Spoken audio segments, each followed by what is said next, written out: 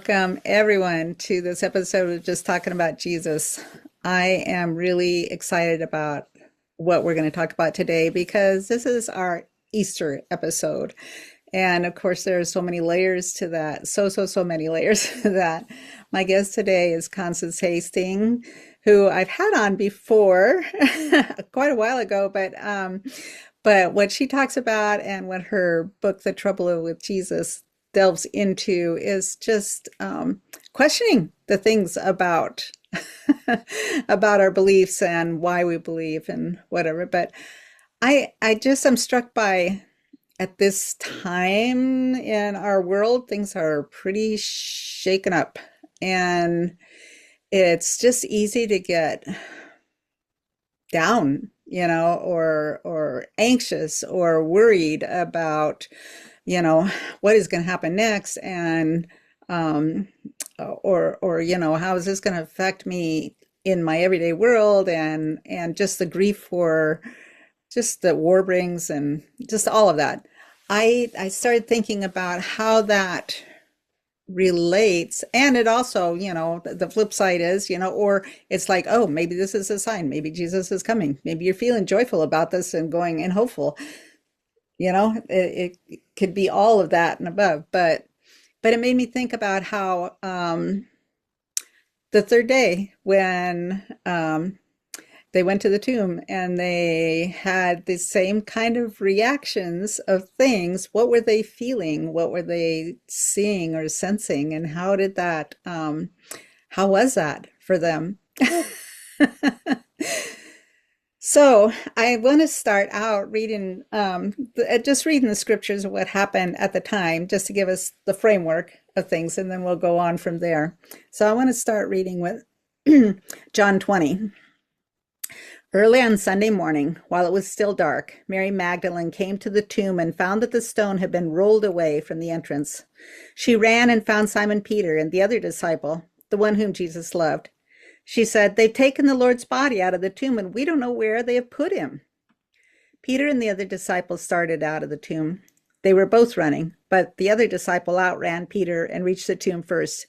He stooped and looked in and saw the linen wrappings lying there, but he didn't go in. Then Simon Peter arrived and went inside. He also noticed the linen wrappings lying there, while the cloth that had covered Jesus' head was folded up and lying apart from the other wrappings. Then the disciple who had reached the tomb first also went in, and he saw and believed. For until then, they still hadn't understood the scriptures that said Jesus must rise from the dead. Then they went home. I guess I should keep reading. Yeah, Mary was standing outside the tomb crying, and as she wept, she stooped and stood in. She saw two white-robed angels, one sitting at the head and the other at the foot of the place where the body of Jesus had been lying. "Dear woman, why are you crying?" the angels asked her. "Because they have taken away my Lord," she replied, "and I don't know where they have put him." She turned to leave and saw someone standing there. It was Jesus, but she didn't recognize him. "Dear woman, why are you crying?" Jesus asked her. "Who are you looking for?" She thought he was the gardener. "Sir," she said, "if you have taken him away, tell me where you have put him, and I will go and get him." "Mary," Jesus said. She turned to him and cried out, "Rabboni," which means teacher. And then, Constance, would you read the other version? This is Matthew 28, starting at the first verse. Early on Sunday morning, as the new day was dawning, Mary Magdalene and the other Mary went out to see the tomb. Suddenly there was a great earthquake, because an angel of the Lord came down from heaven and rolled aside the stone and sat on it. His face shone like lightning, and his clothing was white as snow. The guards shook with fear when they saw him, and they fell into a dead faint. Then the angel spoke to the women. "Don't be afraid," he said. "I know you are looking for Jesus, who was crucified. He isn't here. He has been raised from the dead, just as he said would happen. Come, see where his body was lying. And now go quickly and tell his disciples he has been raised from the dead, and he is going ahead of you to Galilee. You will see him there. Remember, I have told you." The women ran quickly from the tomb. They were very frightened, but also filled with great joy. and they rushed to find the disciples to give them the angel's message. As they went, Jesus met them. "Greetings," he said, and they ran to him, held his feet, and worshiped him. Then Jesus said to them, "Don't be afraid. Go tell my brothers to leave for Galilee, and they will see me there." Wow.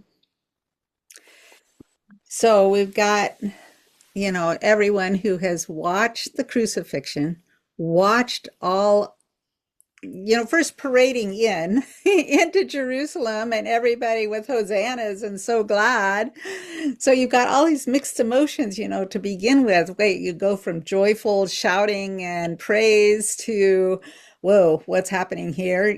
Being pulled away and whatever. Just let's talk about those emotions. Yes, obviously, when the women went to the tomb, they were going because they didn't have a chance to give to him their last ministrations and servants service of love. And having spent Friday night, would have been their Shabbat through Saturday night. So early, very early in the morning, they go to where the tomb was. And they bring with them these anointing oils and they hope to finish preparing the body. But they also know there's going to be a great obstacle ahead of them. First of all, this is a heavy stone in front of the tomb, most likely it was. It wasn't something that they might be able to move aside. And secondly, if it was guarded by the Romans, then how are they going to get past them? So they literally go in faith. But as they go in faith, they also go with their grief.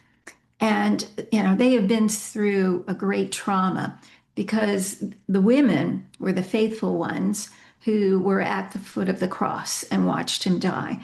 The only disciple that remained was the disciple John, and yet he's not with them at this time. So they virtually are alone as they're headed there. And in a blog that I've written about this, it's the kind of thing like, why get out of bed in the morning? All of us who have been through these moments of loss, we know that feeling when that person who has been so integral to your life has been taken away, is lost to you. It is just such a massive effort to just get up when you seemingly have no reason. And it was only because of their love and the last drops of their love that they could give and bring to Jesus. Yeah, so that's where they are as they approach. That deep, deep grief. I mean, that just because everything it was not just knowing Jesus as a person, as a friend. It was knowing him as something so much bigger, Exactly. so much bigger, and seeing miracles and listening to his truths and having a vision of what was to come. But what did that really mean? Yeah. You know? And that vision was their hope. They're not only an individual hope of their own salvation and knowing God, but for the nation, for the world. And it seemed like it was all crushed. It wasn't going to happen. And yet it's like part of them had to know that there was going to be more, and he had told them that this was not going to be the end, but to grasp, it's like grappling with your reality of death. And yet, and the flip side, they just saw him raise Lazarus. Exactly. So they Yeah. knew the resurrection was possible.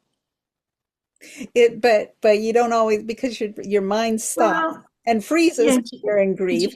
Jesus raised Lazarus from the dead, but can someone raise themselves from the dead?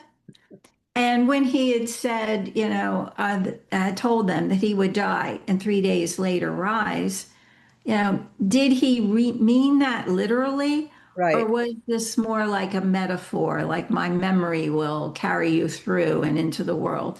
And the world today, I think looks at it in that respect, that this wasn't necessarily a physical resurrection, but rather, a spiritual renewal. We can still get up and go on with our lives and have hope, et cetera, et cetera. But the way the story is told, it is told as a literal physical resurrection. Yeah, And and that's even where the first followers, the disciples, the women and so forth, where they even had trouble. Now, if they had trouble, how why be surprised when people today have trouble as well? right, right. However, in the same passage that both of us read, they encounter Jesus. Yeah, they absolutely So do. it's not just the empty tomb and it's my imagination like he's gone and somebody took him, but they were nice enough to fold up the cloths. You know? Uh, People have talked about that for a long time. So it's Yeah. just, all of those things to feel and to think about, And yet, if you look at the story, it's not too much different from the Christmas story, because in the Christmas story, angels came and spoke to the shepherds and said, "This is where he is, go find him." And here on the Easter story, again, there are angels speaking this time to the women and saying, "He's alive. Go tell the disciples, he'll meet you in Galilee." And so both stories have that similarity. The shepherds were pretty much, at the bottom of this, bottom of the, what do you call, pond, so to speak. Yeah, they were the ones that did the dirty work in taking care of the sheep. And they did it so that the rest of the people, could have their good life and even their perfect sacrifices. And here are the women, in their day, women were so disregarded. Mm, And for them for the message to come to women, not even to the disciples, but to women, yeah, is just so far out there, especially for the first century readers. And let's remember, in this period, women could not even testify in court. mm, Their words were not of value. mm. So for them to be given the message to take to the disciples, it would again have that layer of, can we really believe this? You're just women. The And flip yet side is, though, they walked with them for so long and they knew them too. So you would hope that there would be more. you would hope. Okay. All right. Well, you would hope, but even so, they're back where they were. Right, Yeah, right. they're literally back where they were. We know later on, I think it's in John, that Peter and James and John and Philip, I believe, and Thomas even go fishing. They go back to where they were. They go back to what they knew. Mm, So at this point, for the disciples not to believe the women, they're going back to where they were as well. right. I think it's fascinating too that just going back to the Christmas story, that the angels come to the shepherds, which, Jesus is the Lamb of God and all of that whole aspect of it as well, which is a whole nother topic, but another rabbit hole. But so they go back. They tell the disciples who are like, wait, not, yeah, what, huh? You know? Mhm. Um, and of course, going to see, Simon Peter coming to see for himself and all of that. It's just a lot of this, I think there's so much to wrap your mind around. Did this really happen? Is this a real thing? Was this, or is this a story? It, Yeah, exactly. Um, you mentioned, is this just a story? And it is, but I believe everything previous to this very moment is story. It's mm, our story. It's, everybody we know, it's their story. It's the stories that we've learned of our family members for generations. We seek out those stories with, all those ancestry types of programs.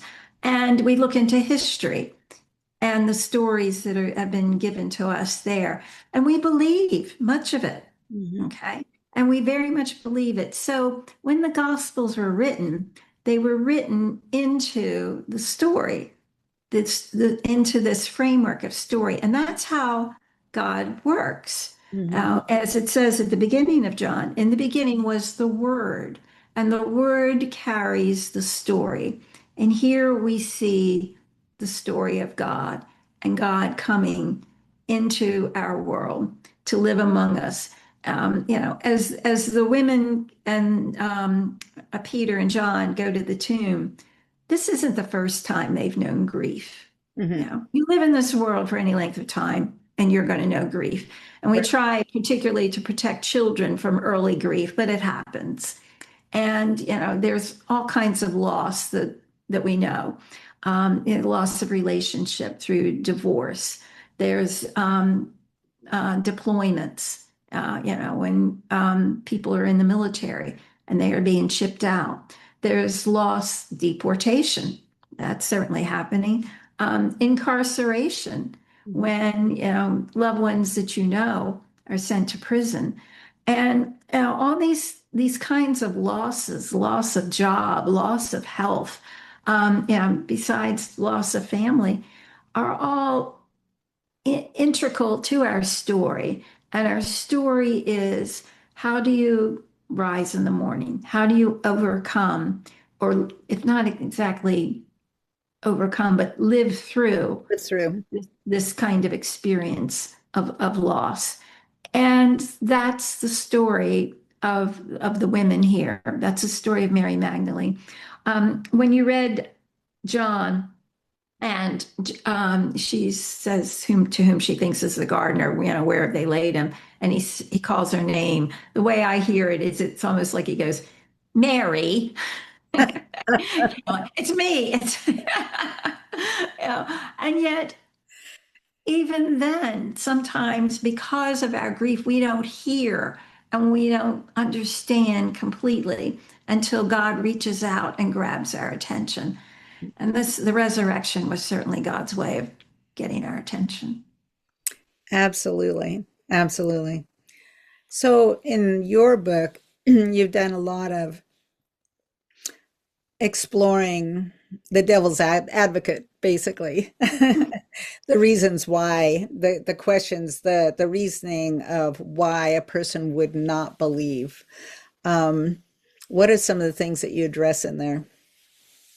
Uh, it For someone, let's put it this way, who hasn't grown up in the story, it is something that doesn't seem quite possible.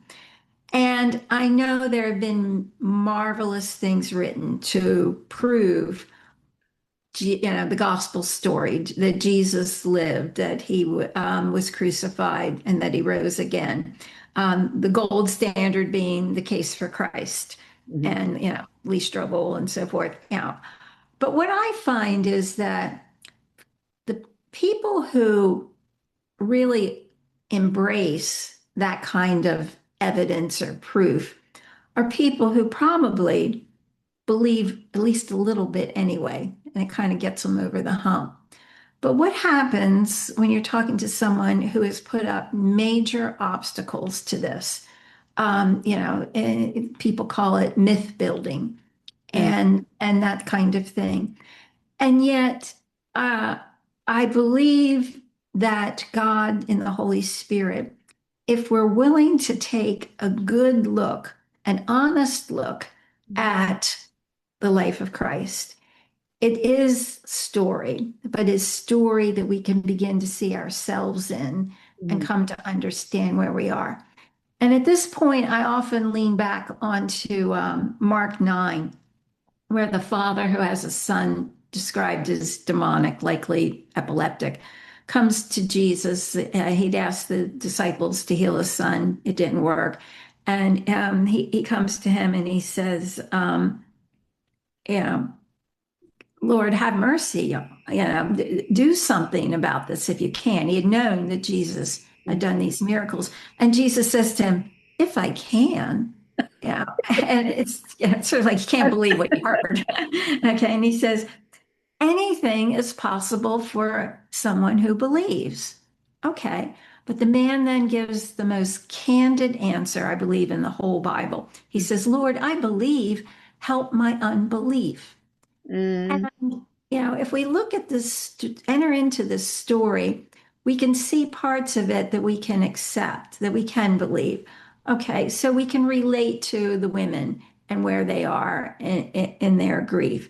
Um, we all have hope that the world will get better, and we can see that throughout, the gospel message that it is a message of hope.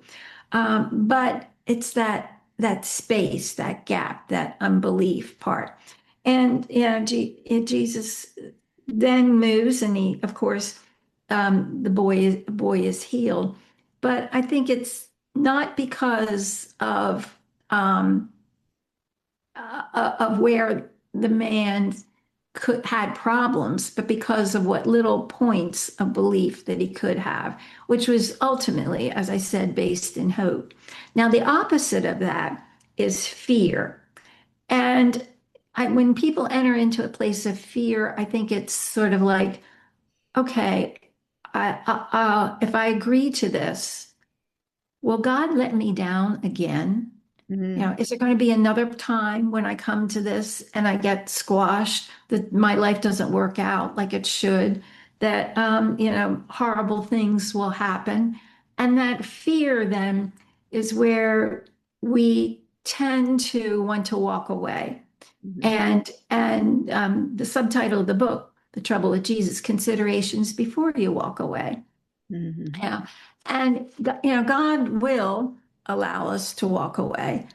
But in God's grace also follows us wherever we walk. mhm, So, that's sometimes brings us into that place.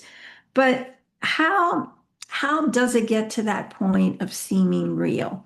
And again, that's part of what the book is, to take maybe a not a hard look, but a look at Jesus' story and see it from a perspective that we can understand. And that's why I begin with something simple like, the trouble with Jesus was he chose losers. We know if you're going to start a movement today, you got to have people behind you. You've got to have the influencers, the movers and shakers, the people with the money who are going to help promote your cause. Jesus chose people that didn't have any of that, yeah. you know, largely uneducated. They didn't get along. As we know from other things, there was a tax collector who worked for the Romans, and then there was the zealot who, Was ready to kill hated the everybody. Romans, and you're going to put them in the same seat, and yet that's how God in Jesus Christ brings us together, even though we're so very different. In Yeah. him, we have our unity. And can use all of us, even though we're all different. Yeah. Absolutely. Absolutely. Yeah. I think I want to go back to one of the things you said was that is God going to let us down again? But I think that has to do with a misunderstanding of who God is initially. And so when you think that bad things happen because God makes them happen, and that's your perception of things, yeah, you're going to think that like, okay, well, I can't really trust him. Or if it's not that God made it happen, God let it happen. And, the big question there, why did this happen? Mhm. And that's a statement which really stretches faith. It's hard to trust when you can't see beyond what the horror in front of you is. Or if it's not the horror, maybe it's the emptiness of what's before you, that you don't have purpose in that regard. So there's a large realm in which that works. But the other side of it is, and again, I write about this in the book, The trouble with Jesus is he refuses to be the divine fixer. Mm. Yes, Jesus healed many people, but if you read carefully, he didn't heal Oh, everyone. mm. Okay. Yeah. And that's hard to take. You know, if someone has a gift of healing, why aren't they running through cancer wards and healing people and so forth? And it all comes down to a certain plan that God has and not being that divine fixer. He is not one in which we can pull strings and get the world to work as we want it Not a to. puppet. Yeah. Yeah, yeah, which is so very hard. But it is again entering into a place of trust where you don't see it in the moment, but beyond it are things that you have not seen. Maybe something's happening right now of which you're not aware, or maybe something is going to happen that'll come to you. I went through this period when a couple of things were happening. My father was dying, and at the same time, the church was falling apart, and all of this grief and ugliness were just converging. And I just, I just looked up and said, "What are you going to do about this?"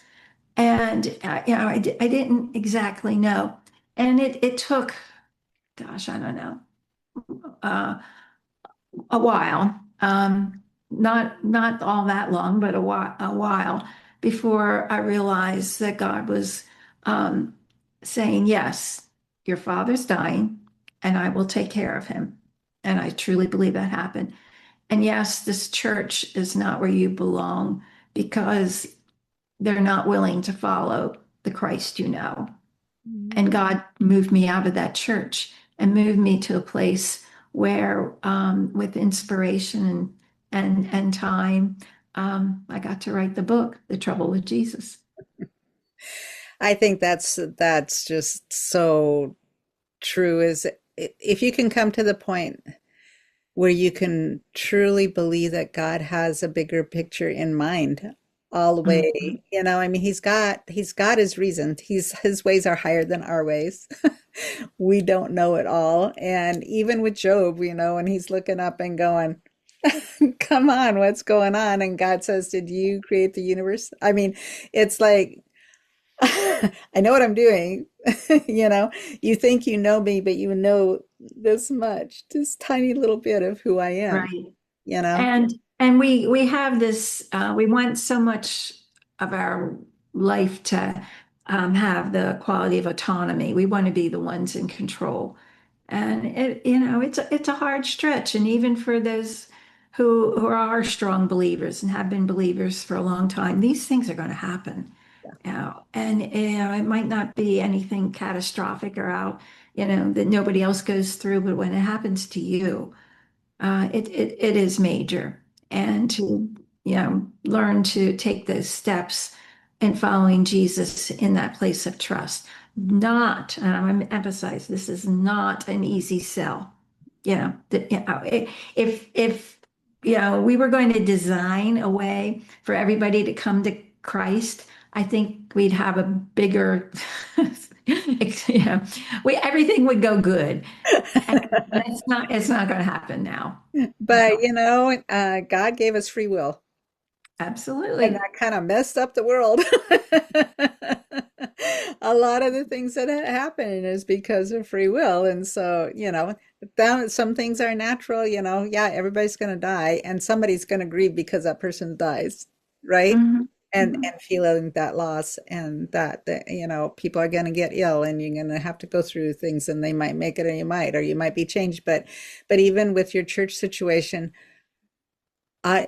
did God maybe wanted to pull you out of that so that you could experience something different, in the midst, and you think, oh, but this is my family, this is my people, these are my whatever, but True. That's exactly where I was. I thought that's where I was meant to be, and good things were happening there. But it was very clear that from then on out, things would be much different, and I just couldn't be a part of it. yeah.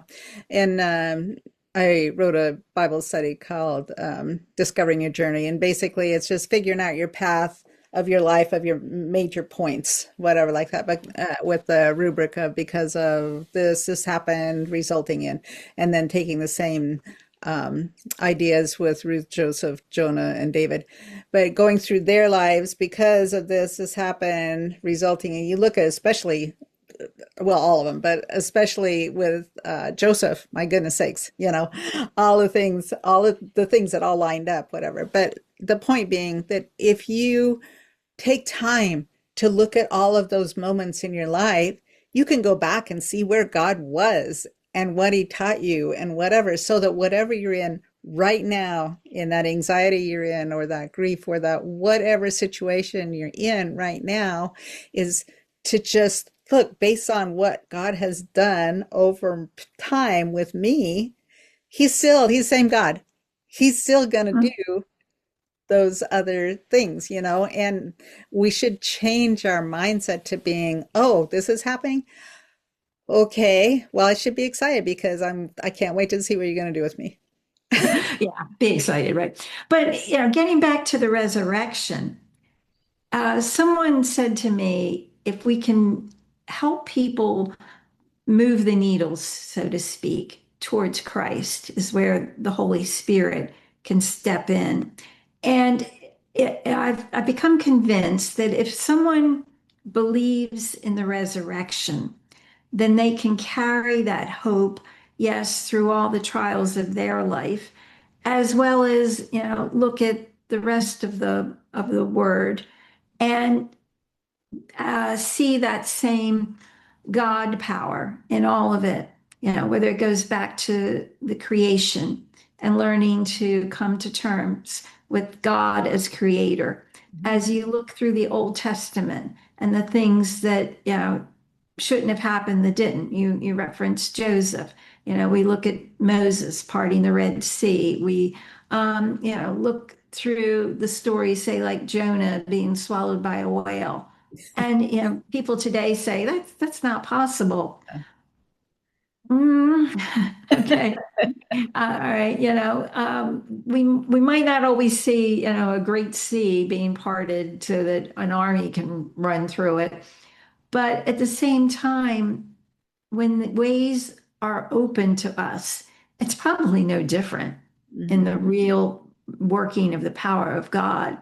That opportunities come that we didn't see coming, that we didn't know would happen. And that, yes, sometimes we feel like we are in a very dark place from which we can never escape. But just as Jonah was delivered from the belly of the whale, in the same way, we can be delivered from the darkness in which we think our lives will end. And that's the pattern of God. And if you, like you say, if you look for those points where God is entered, if you look for those patterns, you can then develop that kind of confidence in your faith, your trust, your belief that God will continue to move. And all of that happens by this resurrection. If Jesus hadn't risen from the dead, this story would have died a long time ago. We You wouldn't know, know about it. We we, wouldn't even yeah, know about we, we could put it up with, like the Greek gods, and Homer writing the Iliad and the Odyssey and those kinds of things. And they become dusty books on a shelf that sometimes people pull out and make a movie. And yet we don't think of that as being real. But the gospel story has become real in so many lives, and it does not die. it. Right. That, It's living. yeah, It's it living. does not die. It continues on and on. And, the world will look at us and say, okay, you don't have as many people in your churches anymore or whatever. Oh, baloney. That's not the point. The No. point is, and let me just say, Jan, this ability to speak about this on a podcast. This word is going so many places, more so than you and I will ever be. And yet, that is exactly what happens with the Word of God. It enters into places that we never will know, but God will live and the story will continue. I love that. Yeah, I do love that about that. Um, I do want to say, it's not to say that sometimes horrible things happen. I mean, horrible things in war happen. Horrible things happen to people and they don't have a happy ending, you know? Mhm. But but our hope is in the risen Jesus, and our hope is that because we have faith in him, we will be with him in eternity, which is going to be way better than we could ever imagine in our earthly life. Yeah, yeah. I saw that. My family saw that with my father-in-law. He was actually a Methodist pastor and 40 years old and very successful and very well liked. And he was stricken with Parkinson's disease. And this was in 1953, before they had the medications and treatments and even the understanding of the disease that we have today. And he very quickly succumbed to it and had to retire from the ministry. And so there was my mother-in-law, and she had her husband to take care of, a 12-year-old boy and a baby girl. Fortunately, the family had a small bungalow in a small town that at the time had dirt roads, and they moved there. But God took care of them, and he lived for 38 years. Oh And my. by the time I came to the family, he was, very rigid, catatonic. And yet, the churches that he had served all that time at Christmas would send money. I'm Mm. talking to the tune of thousands of dollars. Huh. And I said to my mother-in-law, I said, the people that are sending this money from these churches didn't know him, but they were everything that the church should be. And they were faithful for those 38 years in supporting them and the care that he got. Yes, he died. And, it was so sad that this happened to him as it did. But the faith and the witness that came from that is as great as any story that we have.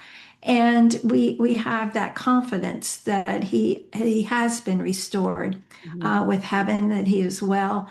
My mother-in-law is now with him, and I sometimes say he never was able to say my name. He wasn't speaking by the time I came to the family. And when I get to heaven, after I meet Jesus, um, I want to meet him and I want to hear him say my name. Yes, yes, yes. We have just a couple minutes left.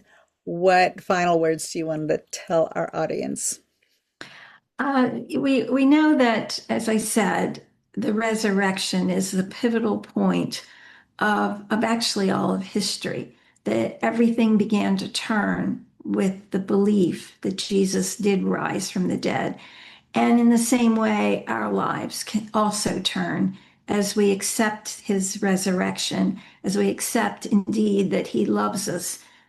Whatever we've done, he can forgive, but in the grace of God, we can be one with him.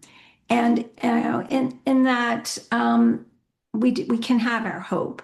It doesn't mean that the world is going to run like we wish it would. It doesn't mean that everything's going to suddenly get better in our own personal lives, but we are going to have the strength and the power that went with the resurrection for ourselves until that time when we do meet Jesus. Hallelujah. Thank you, Constance. I really enjoyed this episode. I'm so glad you joined me. Thank you, Jan. It was good talking to you today.